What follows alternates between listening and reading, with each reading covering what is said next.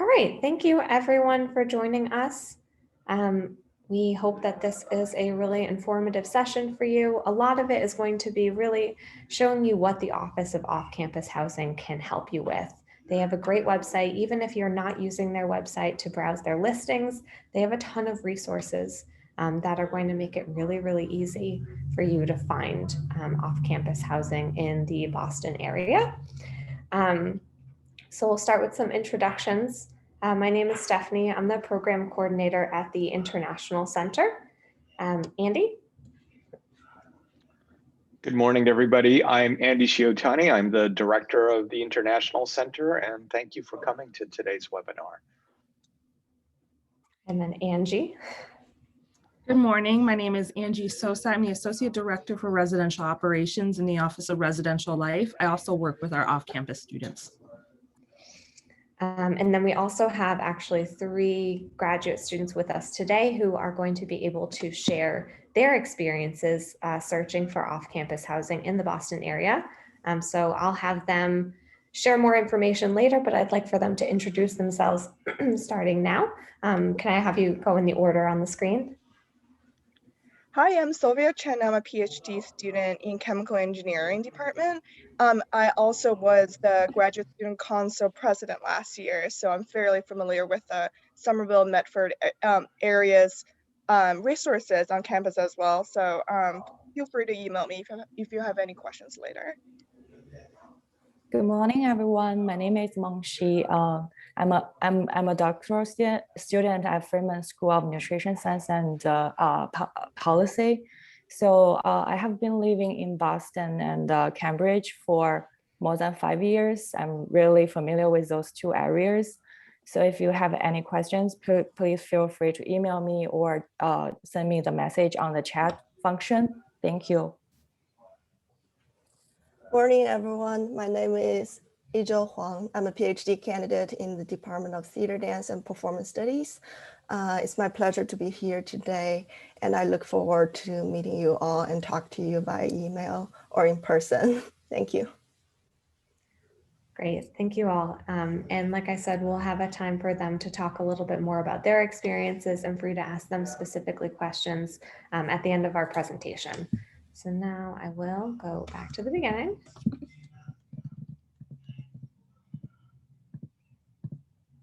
Okay, so we'll start by giving you an introduction to the Office of Off-Campus Housing, talk a little bit about their website, and then go through some main areas to consider in your off-campus housing search, whether or not you need roommates, how to find those roommates, how to budget for both your rent and any other non-rent costs that you should consider, utilities, parking, if there's going to be any other fees.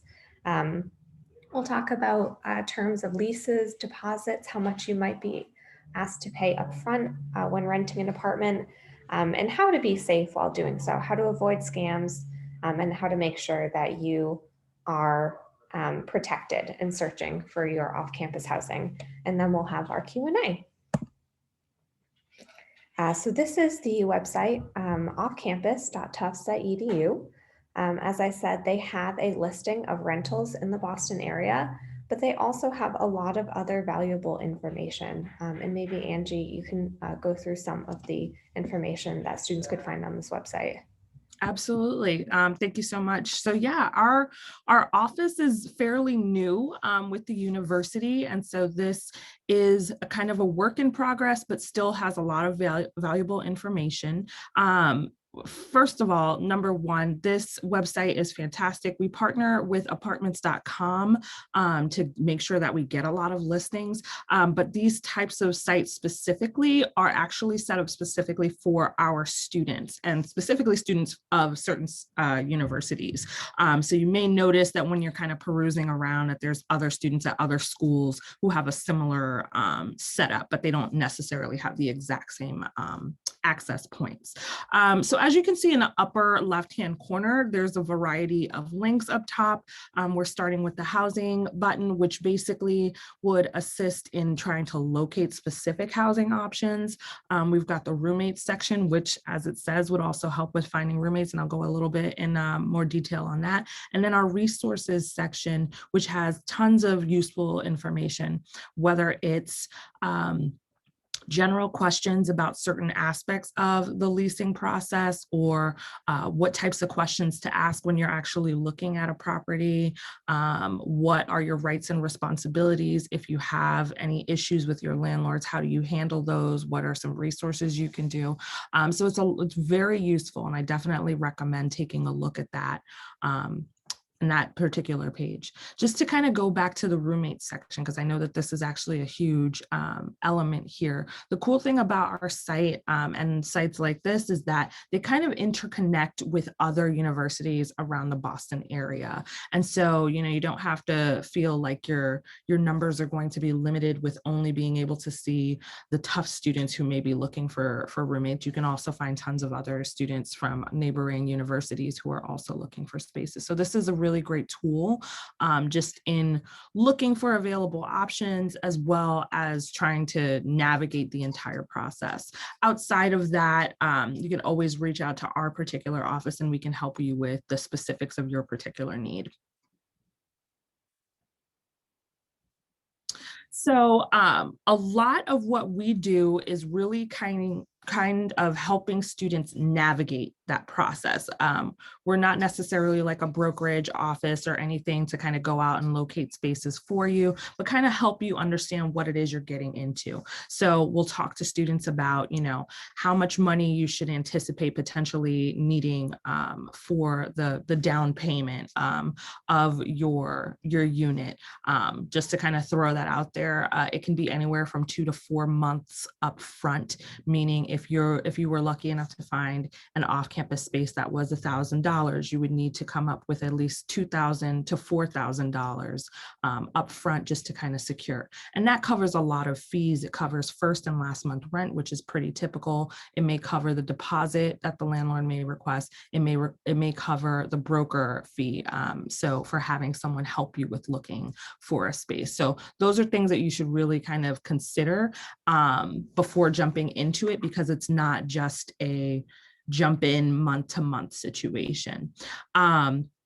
The other things we can help you do is kind of understanding how to navigate our particular website. If you're looking at other websites, that's totally fine as well. We can help you with like kind of checking out maps and what are typical areas around the university where students are living. So that way, you know, just the proximity to campus, what is the typical travel distance and time for those of you who may be in need of potential public transportation, or if you have a car, we can help you through that. So a variety of things there. As we said, also provide resources for your apartment search and help you avoid some scams. So just knowing what questions to ask when you're actually viewing things, understanding what you can be charged for, understanding, you know, what should come in your apartment, what, you know, what, are the city ordinances or laws that you need to follow in order to ensure that you're actually not being scammed in one way or another. As we mentioned, the things that we aren't able to do are to actually help you find that apartment. While we can help you kind of navigate what to look for and maybe sit with you and kind of discuss your particular needs with what's available, we don't actually go into the space to actually find it for you. The other thing is that specifically for a lot of students who don't have an established credit history, they may require somebody to co-sign or guarantee the coverage of the rent cost, which is called either a co-signer or a guarantor. And that is not something we can do, but we can help you with navigating what that looks like. So if you check out our off-campus resource page, you'll find a lot of useful information before you actually start looking for off-campus spaces. And I always suggest doing as much research upfront as possible. The number one largest things that most students are looking for are something within their budget and something that's pretty close by to the university. What can they afford, and what's going to be comfortable for them? So we definitely suggest checking out that particular page because we've got lots of useful resources there. One of such you can see on the screen here is our off-campus budget worksheet, which there is a PDF copy of that in our resources page, just to kind of help with navigating what your monthly expenses are going to look like. What are the one-time fees that you could potentially anticipate? What are the monthly costs? What are other costs that you need to consider? That way, when you're looking at your actual budget, you know what to kind of plan for. On average, rent in a normal setting would be about 33% of your take home. So say for instance, you were making $3,000 a month, and I'm just throwing numbers out here. Your rent should likely be no more than about $1,000, $1,200 or so dollars, just so you can be able to kind of work with other things. So this is a super, super important thing to really think of. I really urge students to really pay attention to what their budget needs are, and make sure that they are prepared before actually signing anything, because those are things that you're going to need to. Sorry, I accidentally muted myself. But yeah, those are things that you will need to pay upfront. So really consider, you know, some of the things that are listed on this page. Where are your classes when you're thinking about location? What is your comfort level with travel? Are you comfortable with taking public transportation? Do you have a car? Will you need parking? Those types of things. Those are all things you really need to consider. If your budget does allow you to live by yourself, what are the costs of living by yourself? Do you need to go further away to get least expensive space to live in? Is it better or more beneficial for you to have a roommate? How do you find such roommates? So those are a lot of things that you will be looking for. And just to add on to this before we move to the next slide, there are some places that do include utilities such as gas or oil, electricity, but many don't. So it's very important that you not only are budgeting for that, but thinking about how much that's going to be per month. And a lot of places you can ask the previous tenant. You can usually look online. This might be something that the off-campus office can help with. I'm not sure if they'd be able to tell you how much per month, but do try to figure out what the typical cost of utilities per month is going to be. And just make sure, be really clear whether or not that's going to be included in your lease, because that's very, very variable. There's not one, it's not across the board included or not included. It varies from place to place. I can talk about the typicals for that. In particular with utilities, most often students are responsible, or any tenants are responsible for electricity, possibly gas. Internet would not likely be included. And then in rare cases, water. A lot of the units in the general area are in older homes and whatnot. And so the city does have, you know, or the state does have some laws that are in place in regards to water usage and who is responsible for paying that. And there has to be lots of specific things there. But I would definitely recommend taking a look at that. On average, I recommend students try to hold about $200 to $300 off to the side for their utilities. Internet can be expensive depending on where you are and how much electricity you use. That can vary from month to month. So those are things to really consider. So rents in Boston vary. I want to be clear that the number that's up on the screen, the $700 to $1,000 per bedroom, tends to be more focused in the Medford-Somerville area, which is directly surrounding the university.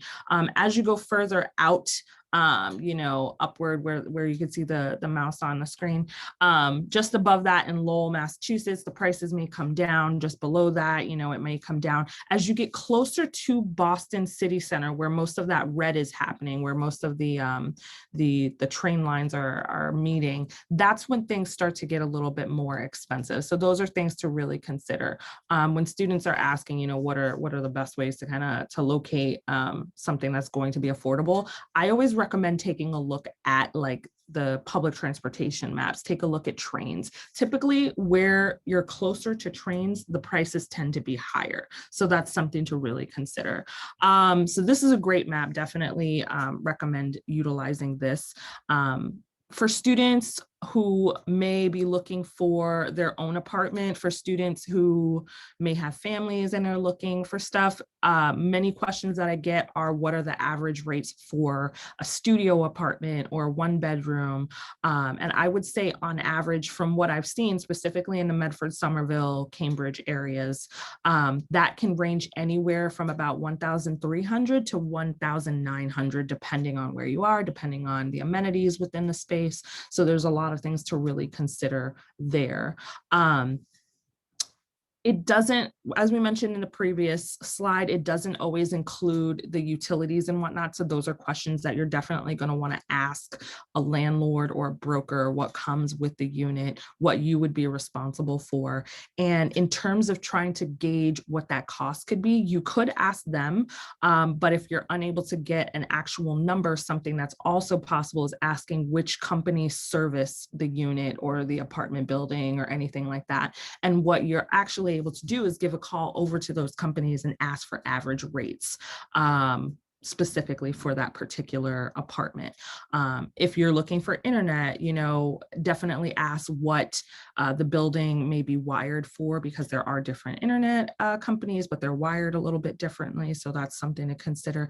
And then when you have that information, trying to find the best deals, what are going to be the most sufficient plans to sign up for. So that's definitely something. As we mentioned, you could pay anywhere from 2 to 4 months out of ahead of time. That would include the first full month that you're living in the space. That would include the last full month that you're living in the space. It could also potentially include the broker fee, which is kind of a finder's fee situation and shouldn't be more than 1 month's worth of rent. And the same goes for a security deposit, also for 1 month's worth of rent. And that's just to make sure, things are, if there's any damage or anything to the unit, that it can be covered out of that process. I always suggest, once you move into a space, take a lot of photos, make as many notes as possible. Be sure to reach out to the landlord once you've gotten there, like within the first 24 to 48 hours, to let them know of anything that you found. So then that way, at the end of your lease, if there's other things that may have gone wrong along the way or anything, you have the proof that you weren't the one, you moved in and it was like that or anything like that. And this goes throughout your lease as well, as really making sure that you're connecting and communicating with the landlord about any issues that arise. So that way you are able to get your full deposit back. Yeah, and I'm not sure if you might have mentioned that already, but just to be clear, if you do have to pay the security deposit, that is money that you should get back when you leave. So you pay typically the payments that you may have to do up front are called first and last. So first month of rent, last month of rent. Broker's fee, as Angie said, is a finder's fee if you happen to work with a broker. And then if you do have to pay a security deposit, that is money that you should get back when you leave. So in most cases, as long as you are properly documenting anything that's wrong with the apartment when you move in, you should get that money back when you leave. And I will say, to continue what Angie was saying, being in constant communication with your landlord, emailing them whenever possible so that you do have a document of, hey, I emailed you when the sink started leaking. Now it's a bigger problem. I did contact you when this was happening. So it's always good to have those things in writing whenever possible. Absolutely. So this is kind of a general lease agreement. I always recommend that you fully read through the entire process before actually signing anything. Once you sign it, it is legally binding. That means you are tied to the terms of that particular lease. If you are confused by any of the information or you want a second pair of eyes, you can always reach out to our office and we can review it with you, just to kind of point out specific things, maybe some questions to ask, maybe some changes that may need to be made, make sure that, there's nothing that is not supposed to be happening actually happening there. Questions that you're definitely going to ask is, do you need a cosigner? A cosigner, like I said earlier, is somebody who would help guarantee that the cost is paid if you are unable to make the payment. And for a lot of people, this can be difficult, specifically in the United States, because they oftentimes require a local cosigner, somebody who lives here who can do so. And if you don't have anybody or aren't aware of anybody, that can be very difficult to find. And as we mentioned, the school does not provide that. For students who may be in that situation, some things that have popped up that you could potentially kind of work around the cosigner option is, I've seen where brokers and landlords have requested an I-20 because it has a little bit of financial information to kind of help out with that.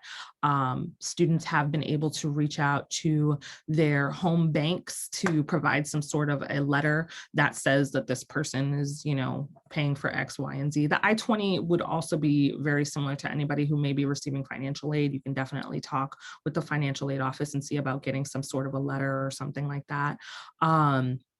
So there's a variety of ways around the cosigner option. You should definitely check if that's something that they will require, because they want to make sure that you are a viable tenant. Do you need a social security number to sign a lease? Not all the time.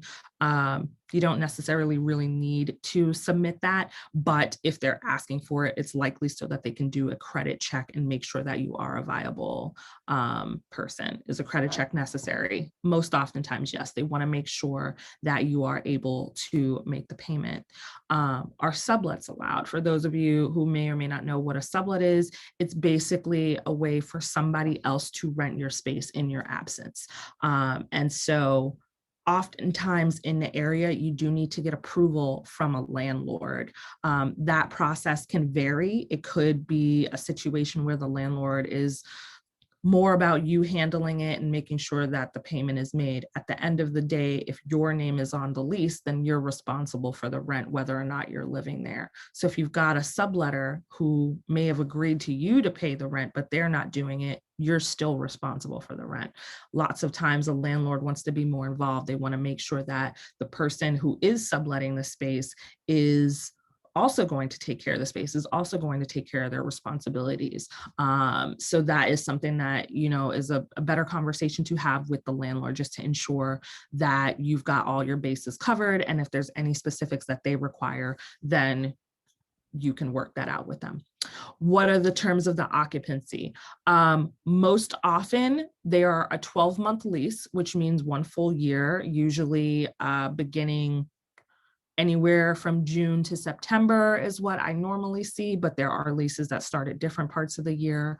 For students who may not anticipate needing the full year, something to definitely talk to the landlord or broker about is whether or not the term of the lease is negotiable. Can you shorten it? Is it possible to do a 6-month lease? Is it possible to do a 9-month lease?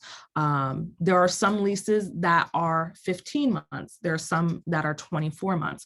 I recommend against those longer leases only because, you know, you're kind of agreeing to stay in a place for a very long time, and it may not be the best place for you.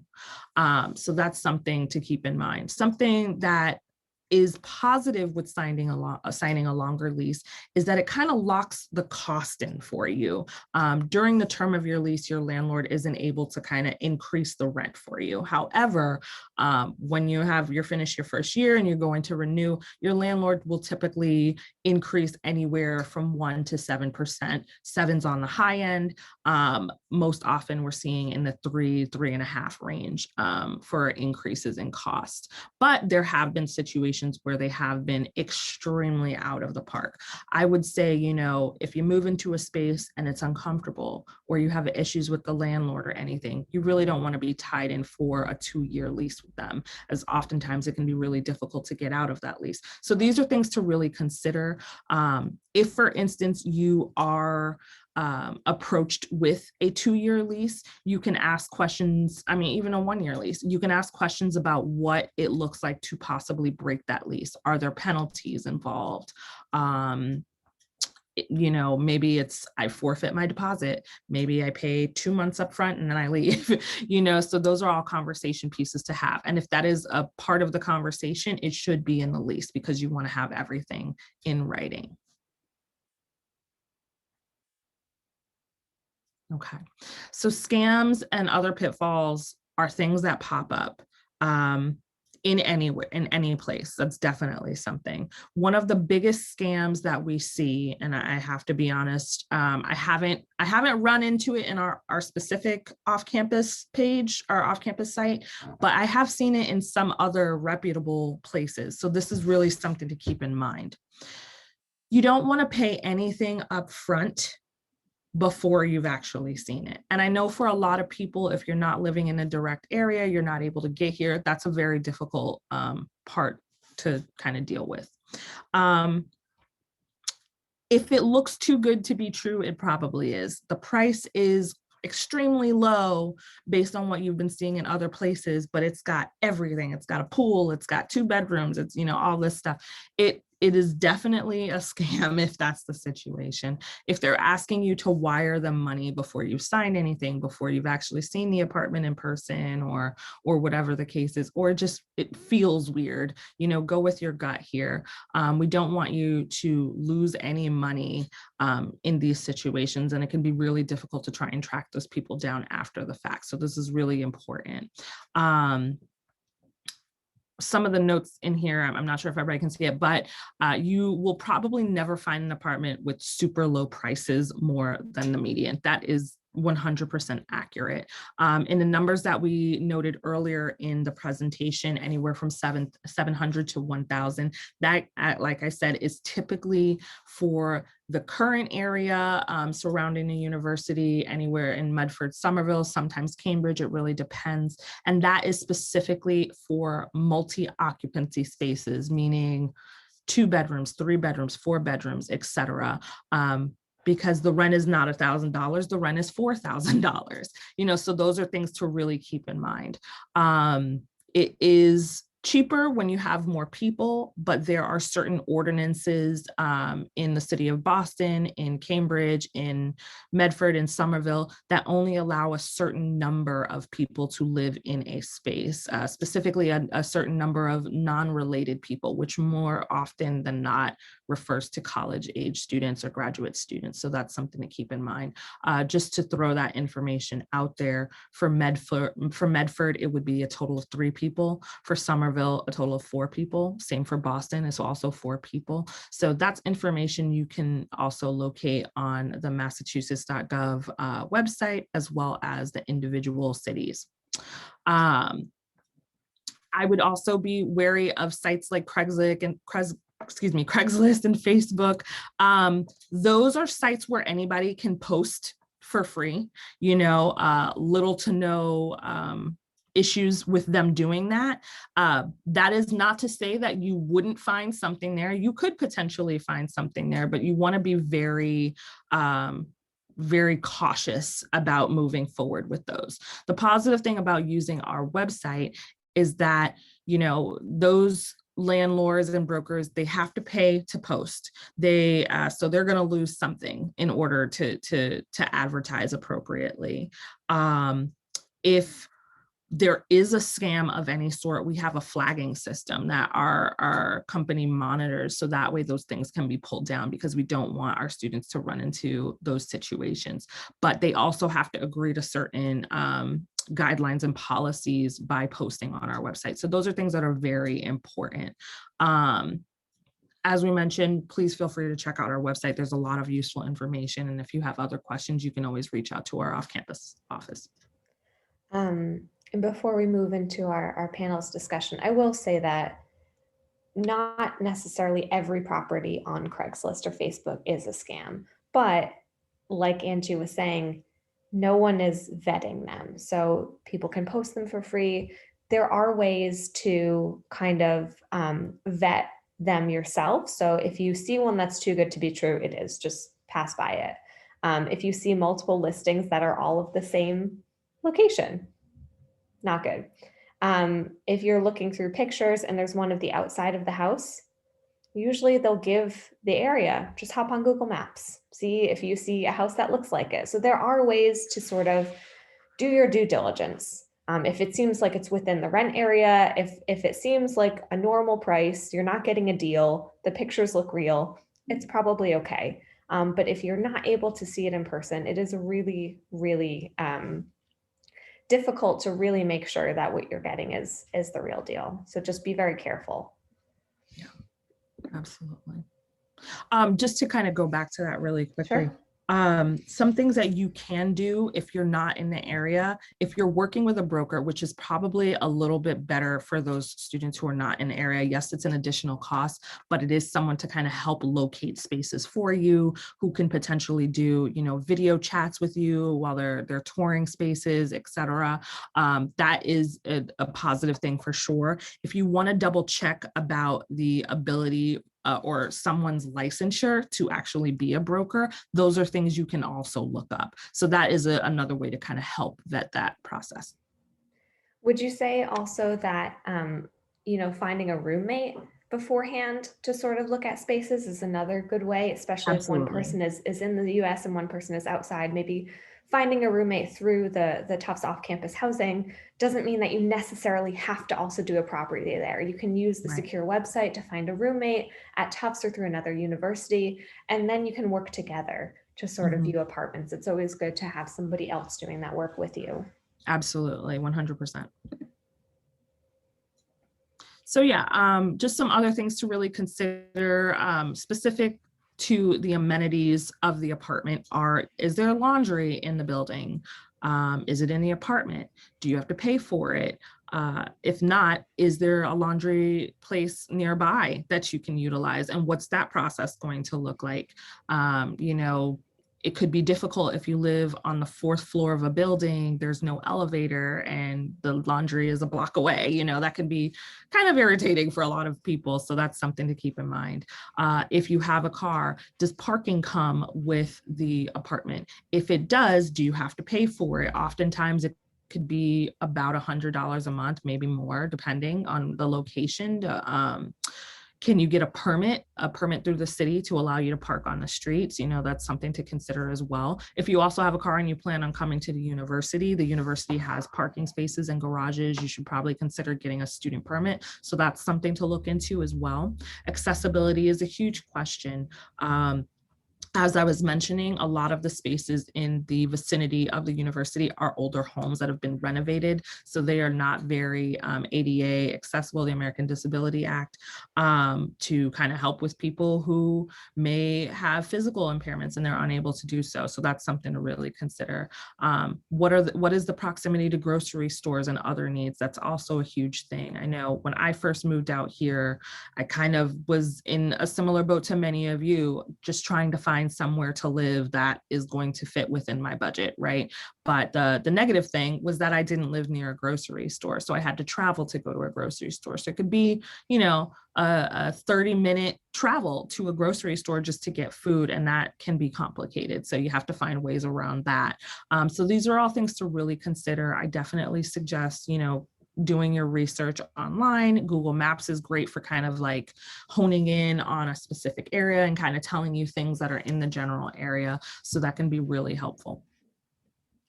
And the last thing, so not all grocery stores are created equal. Some are way more expensive than others. So especially if you are budget conscious, if you are really using that budget worksheet to make sure that all your expenses are accounted for, just know that certain, you know, if you're near a health food store, if you're near, you know, a Whole Foods or an organic produce store, it is going to be much more expensive than if you are near a supermarket such as Shaw's or Stop and Shop. So just, you know, keep that in mind. These things are maybe at the bottom of your list, but they are important in terms of budget and in terms of your overall happiness in the apartment that you end up choosing. Great. So I think now we'll give some time for our student panelists maybe to talk about any specific difficulties that they had. I know they've been answering a ton of questions through the Q&A, which I really thank them for. So I don't know if you want to start by bringing up a question that you answered or anything that you would like to talk about with your housing search. I can start.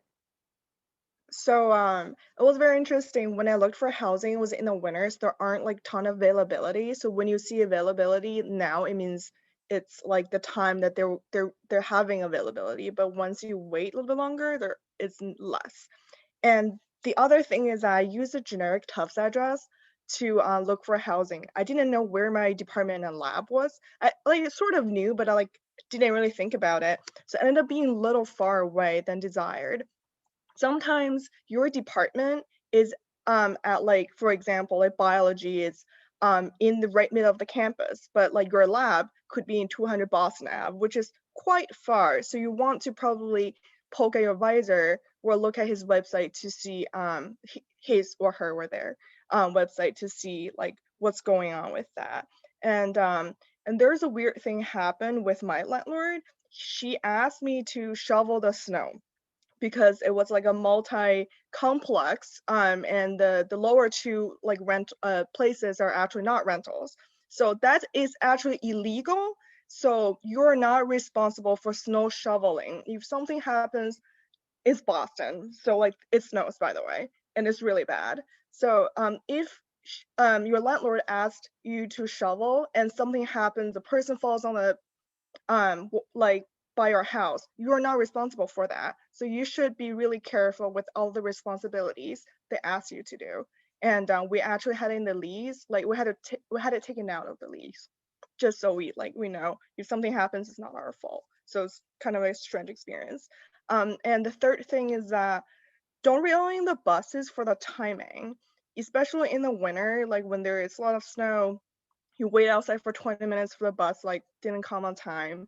That was very miserable. So you want to at least know that the buses are not going to be here on time, so you can't plan your classes around that, especially in the winter.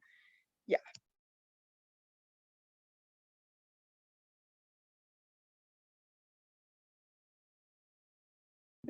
Mangshi, do you have anything that you want to talk about for your housing search? Sure. So I think my suggestion is more specifically to the people who are looking housing places around Boston area. We know the Boston area is super expensive, and in terms of the current like the COVID situation, the market went down a little bit, but it's still very high price. But I think it depends on when are you going to travel to Boston. So maybe I have a little trick. If you can postpone your travel date maybe a little bit late to October or November, then you will have a really good price for the housing. I mean, especially when you are looking for apartments or some like studios or one bedroom, two bedroom apartments. And if you are going to just find a place around October or September, maybe it will be super expensive if you want to live very close to downtown Boston, but you can still have really good deal, maybe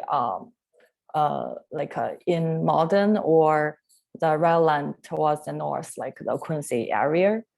Yeah, I think that's it. But if you have additional questions, just feel free to tap into the Q&A session and we can answer the question from there. Yeah. And this is something I know we've been talking about Boston, Medford, Cambridge, Somerville. So the medical school and the Friedman School are on the Boston campus, which means downtown Boston. So where that really red area was in the rent heat map. And another thing to think about is typically those apartments being more expensive, they're also going to be a little bit smaller. Whereas out in Medford, Cambridge, Somerville, you do get larger apartments that have multi-rooms. So that's just something to consider. The apartments are going to be more expensive. They are going to be smaller compared to the other places that you might look at, which are going to be a lot of times houses that have been converted into multiple bedrooms. But thank you. I'm glad we had somebody here from the Boston campus as well.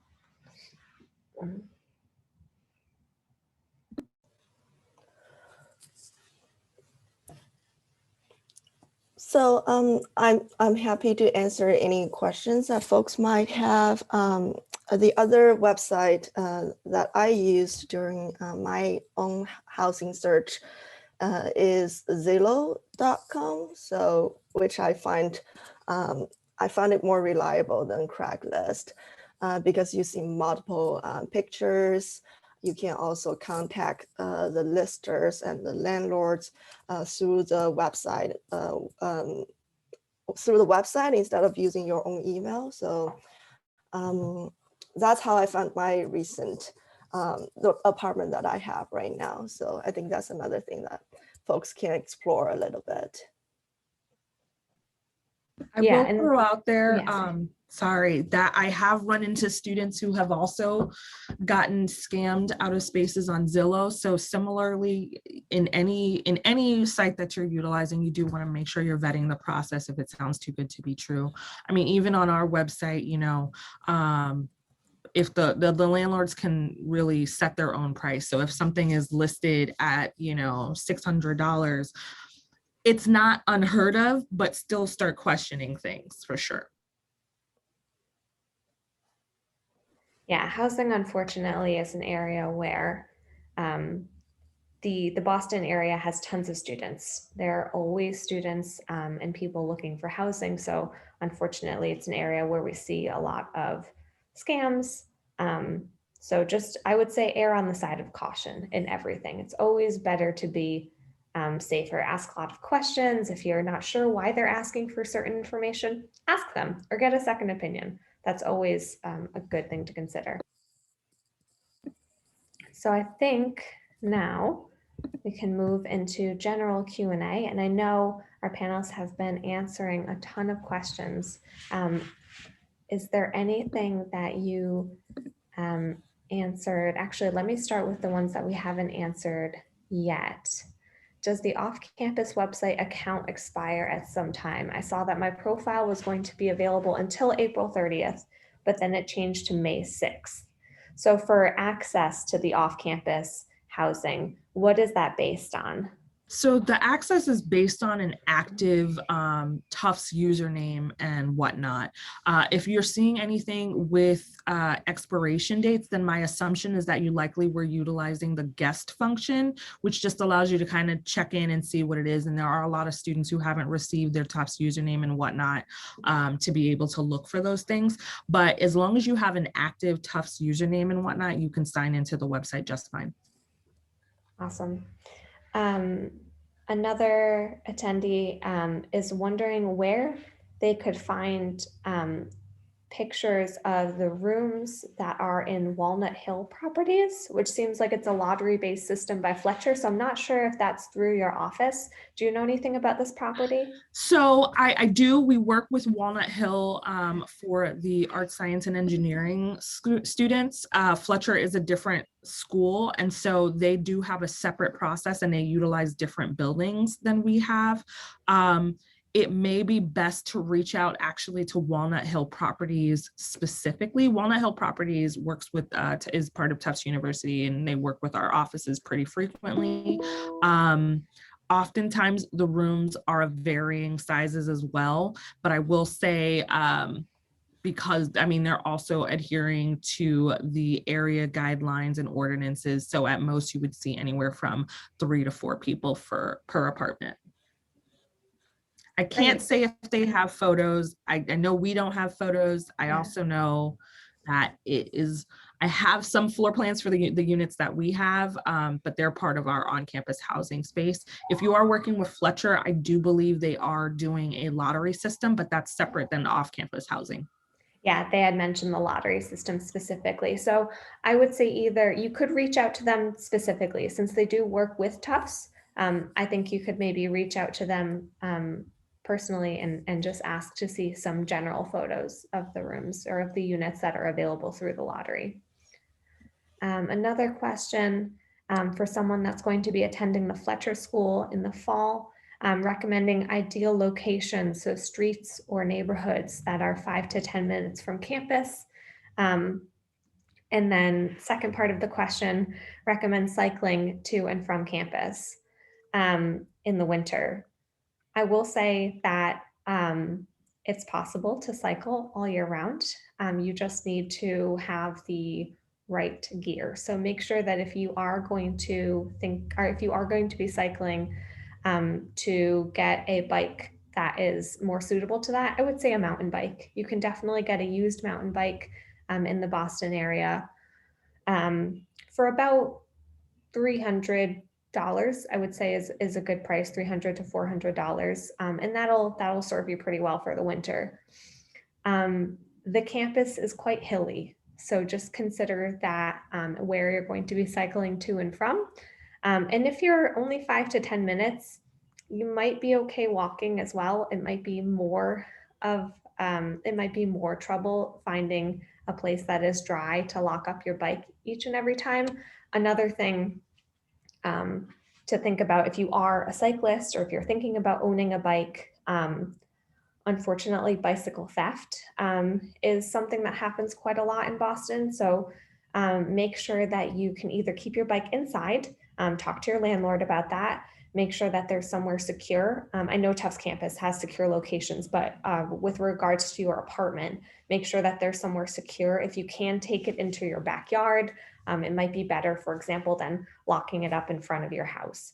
So that's just something to consider if you're going to be owning a bike. Make sure that you have a dry, safe location to keep it where you're going to be living. But with regards to the first, oh, sorry. Sorry, I was going to throw out that landlords are very particular about where you place and what you have access to. So sometimes they may not allow you to utilize a basement or a garage or the backyard. They definitely, same here. We don't want them in like open like lobby areas or hallways because it can be a fire safety issue. So if you have the ability to bring it into the apartment or into your bedroom or something, that is beneficial. But obviously having a bike could be a big unit to take up a lot of space. And then the first part, to go back to the first part of that question, areas or streets that are around the Fletcher School. I think Andy might be typing an answer to that, but I don't know if Angie, if you have other suggestions. Yeah. So the main Fletcher School is located on Packard Avenue. There's a variety of spaces. A lot of Packard Avenue is university housing, I will say, but once you pass a certain point, you do get a lot more homes and whatnot. So it's a little difficult to say specific streets or anything, or honestly, even areas, because I will say Tufts is unique in that the city line for Medford and Somerville literally runs straight through our campus. So I would suggest looking in both locations, but knowing that the Fletcher School is located on Packard Avenue is something that could be useful. The cross streets would be, potentially Professor's Row or Capon Street. So those are things to really keep in mind. But I think definitely taking a look at Google Maps and like kind of tagging it, geotagging the Fletcher School, so that way you can look in the general vicinity would be helpful. But keeping in mind that most of the stuff in that direct periphery of the space are Tufts University spaces. One thing I want to go back to, because it's something that we talked about, and there was also a question about it, is the question of social security numbers. So if they are going to be asked for, who is going to be asking for them, in what format, when should you be concerned if a social security number is asked for? Many international students newly arrived will not have one. How should you negotiate that? Well, like I mentioned, the social security number is utilized so that they can do a credit check. If you are a person who does not have a credit history, whether you just don't have one established here in the United States or you're an international student or anything like that, it's not really going to be helpful at all. So I would recommend trying to locate other methods for that. Like I said, either a letter from your home bank. If you're international and you have your I-20, that's something that you can utilize. Oftentimes, that question is going to be asked during the application process. So the general process for renting off campus is that you find a space, you see a space, you put in an application if you want to be considered for that space. They will, check your credit history. They will check with previous landlords if you have any that you can list there, because they want to make sure that you're a good tenant and whatnot. And from there, they'll make their determination as to whether or not they choose to rent to you. They'll let you know that. And and then they'll present a lease for you to sign and agree to live in the space. So the social security number is something that would normally pop up during the application process. But if you don't have one, or if you can ask them like what their intention is for that, that's definitely something. You definitely don't just hand out your social security number if you do have one, just because there can be a lot of identity theft associated with that. You want to be very cautious about that. But if you're working specifically with a broker, if you're working with a potential landlord, that is something to keep in mind. Great. Trying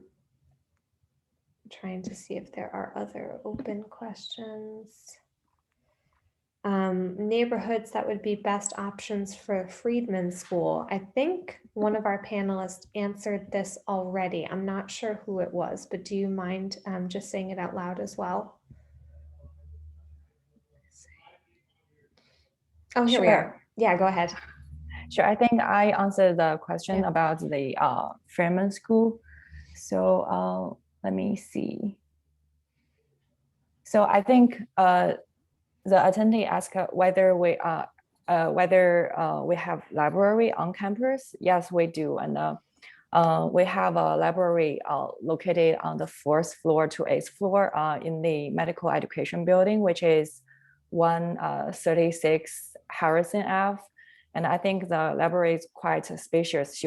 So Friedman School students, medical students, and also the dental students, they all can use the library. So don't worry about that part. And the other part is about like whether they need to find a place near Manafort campus.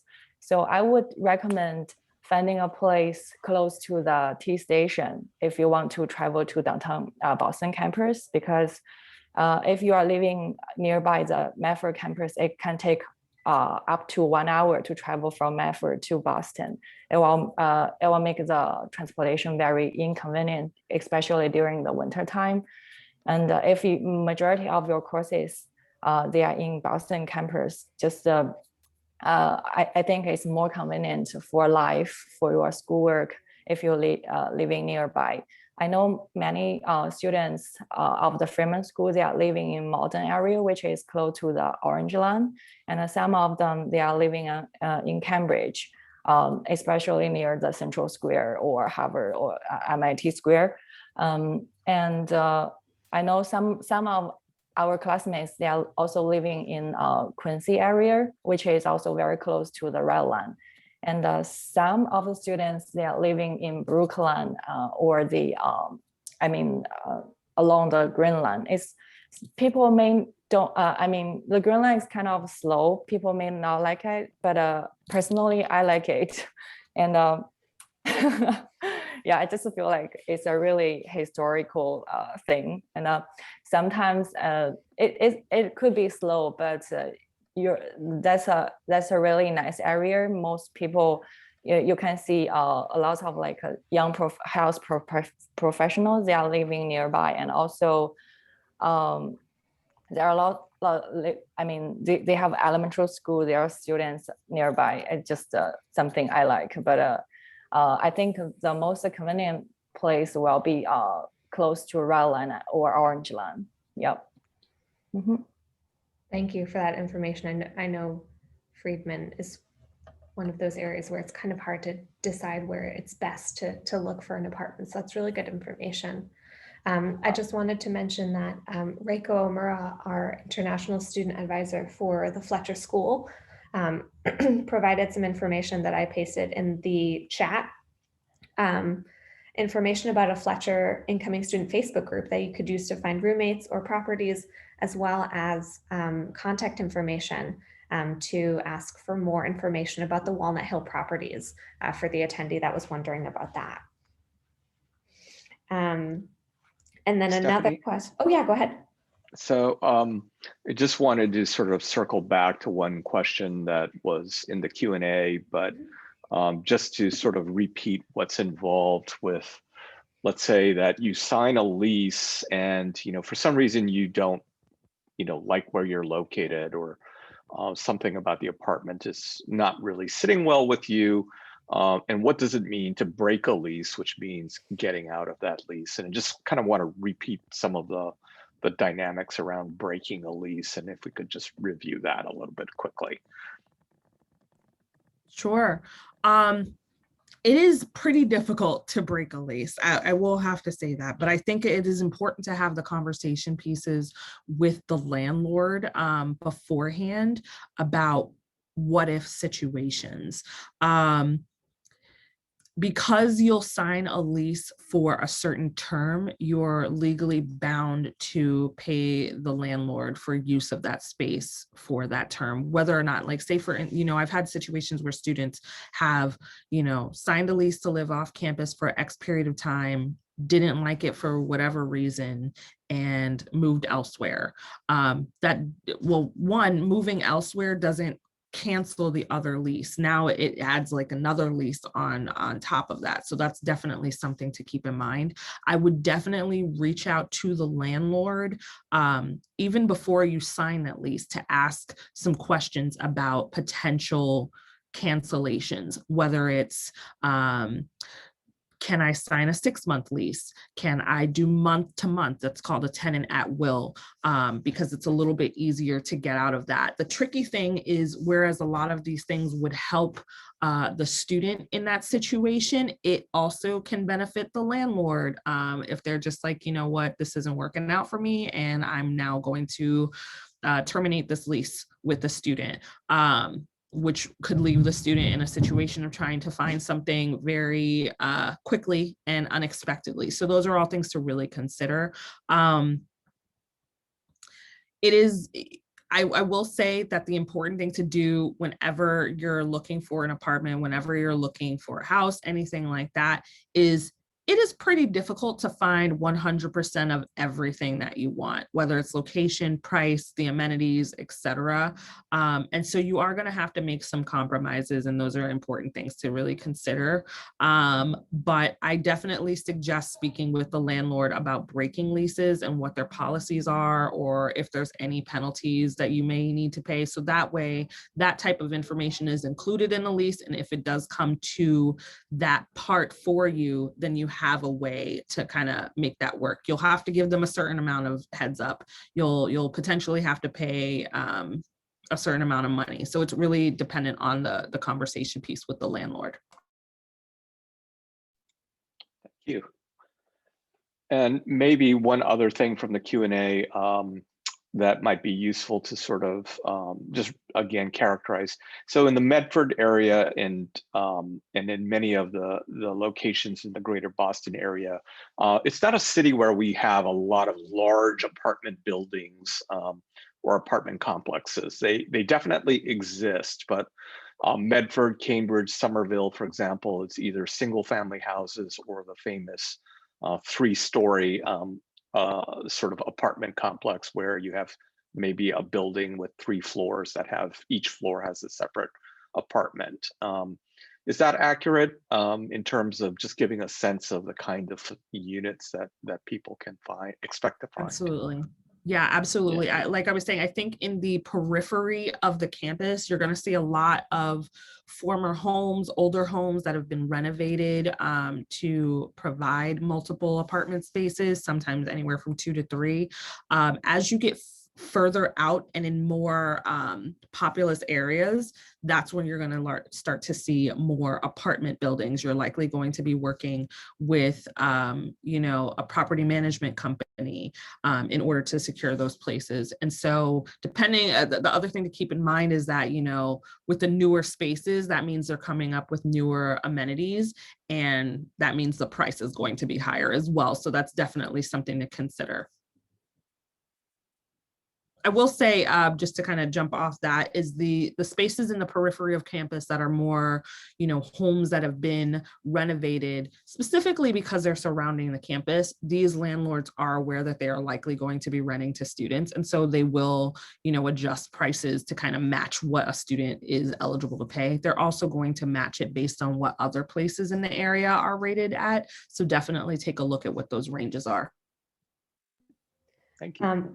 We had, we'll do this as our last question before we end. And just to reiterate, this is being recorded. So everyone that registered, even those that couldn't make it to the presentation today, we will be sending out the link so you can watch it at a later date. Last question. So about how does the lease work when you're sharing an accommodation? This is a really good question because there are a few different ways that it can work. If you are signing a lease and all of your names are on it as joint tenants, you may be responsible if a person in your apartment leaves. The rest of you may be responsible for either paying that person's rent or finding another roommate, depending on what the agreement is with your landlord. For example, when I rented my place that I currently have, our landlady said, if one of you leaves, the rest of you are responsible for the rent. So it's very important to understand either in the lease or how your landlord views that. There are other situations where you are sort of independent per room. But that I think is a little bit rarer. The ones that I've typically seen is that everybody is on the lease jointly. I would also say that it's very important that your name is on the lease.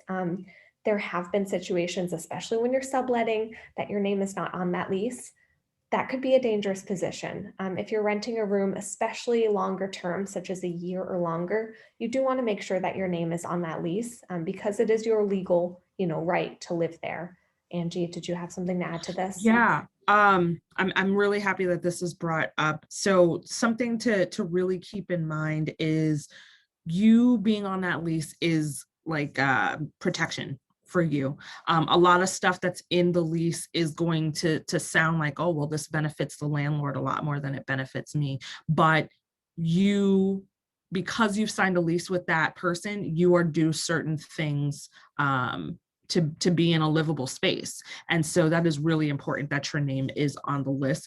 Going back to what Stephanie was saying earlier about being potentially responsible for a roommate's rent if they're not there, there's a little phrase that you will likely see on the lease that is labeled joint and several, which basically means it doesn't matter what the cost of the rent is or what the breakdown and who pays what is. At the end of the day, this is the cost of the rent. And if there's one person living there, this is the cost of the rent. And if there's 4 people living there, this is the cost of the rent. You have to pay it regardless. So that's really something to keep in mind. If that other person who is defaulted on their rent is still listed on the rent, they're technically still responsible, but at the end of the day, it could be really difficult to get them to pay. It could be a variety of reasons. And so the other people who are still currently living in the space will be responsible for it. That gets in a little bit more sticky of an area, like, how do we deal with this person who may have really messed with our ability and comfort level with living here. But those are all the definite conversations that I can have with you in a one-on-one situation, depending on your particular situation.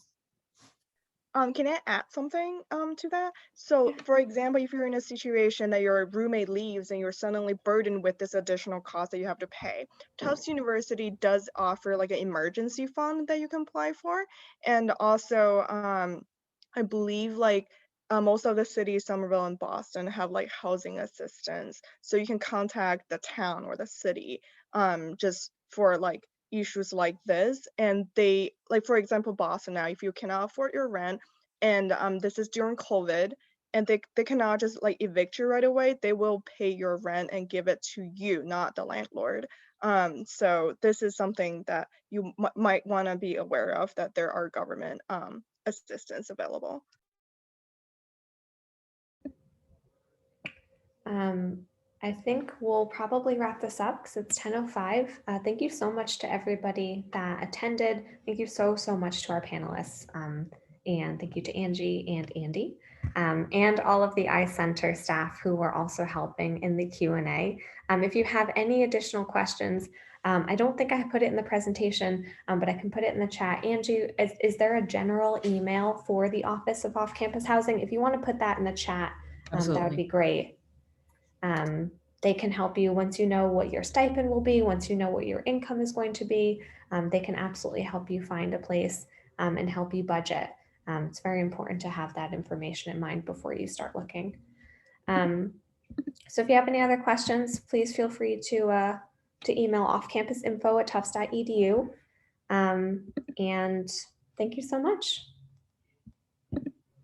Thanks so much, everyone.